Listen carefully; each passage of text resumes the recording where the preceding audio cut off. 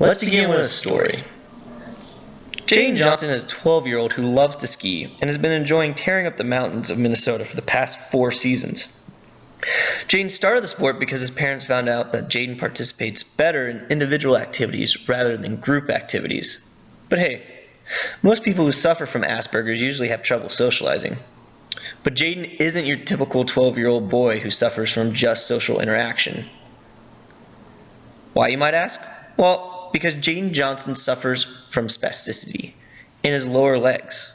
For those of you who don't know, spasticity is a condition where muscles are continuously contracted, and this causes Jaden to walk on his tippy toes, which makes sports and other activities a bit more challenging for Jaden.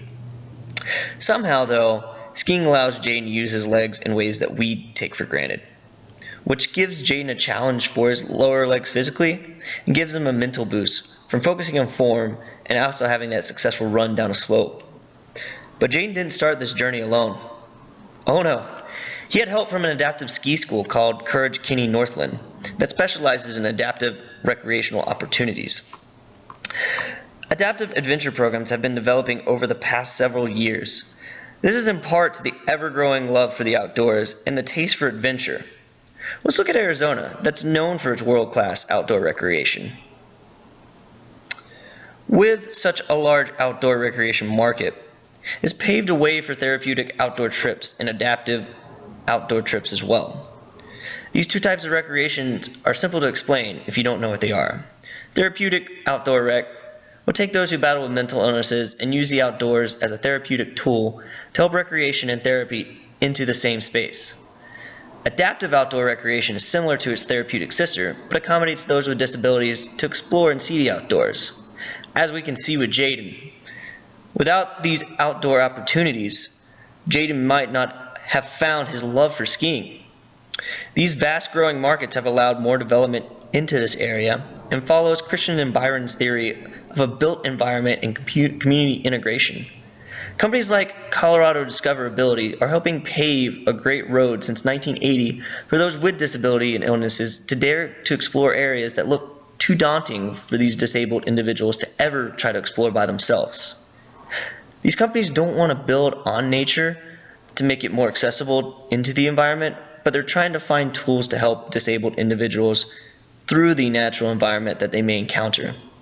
These adaptive companies would have a more difficult time developing these ways and integrating disabled individuals into the outdoor community if there wasn't such a demand from tourists to see these great lands that are protected. This program has developed because the access and the availability of public lands. It's one of America's greatest ideas and has been the creation of national parks and the preservation of national lands. But the government has taken steps to care for these lands to make it accessible to all Americans. At this time, though, there were steps to give 640 million acres of federal land to the state. So the states will need to take on the financial management of these lands. To clarify, this does not include national parks. This is strictly pertaining to national forest and land that is under the Bureau of Land Management, or BLM land.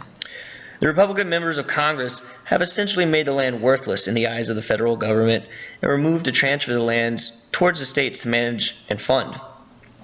The Republicans' reasoning for this is that the federal lands create a burden for the surrounding communities since the local communities cannot receive taxes from the land use. Along the same thought process, the Republicans feel that letting the local and state fund and manage these land will produce local and state income taxes as well as income tax for the federal level as well.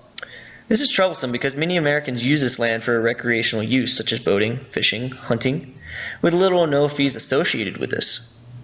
The thought of the federal government is reasonable, but many local and state governments could not afford to keep the land, and the state would sell it to those who would use the resources for profitable gain. The director of Wilderness Society, Alan Rossum, feels that this would lead to selling of land strictly for profit for the government.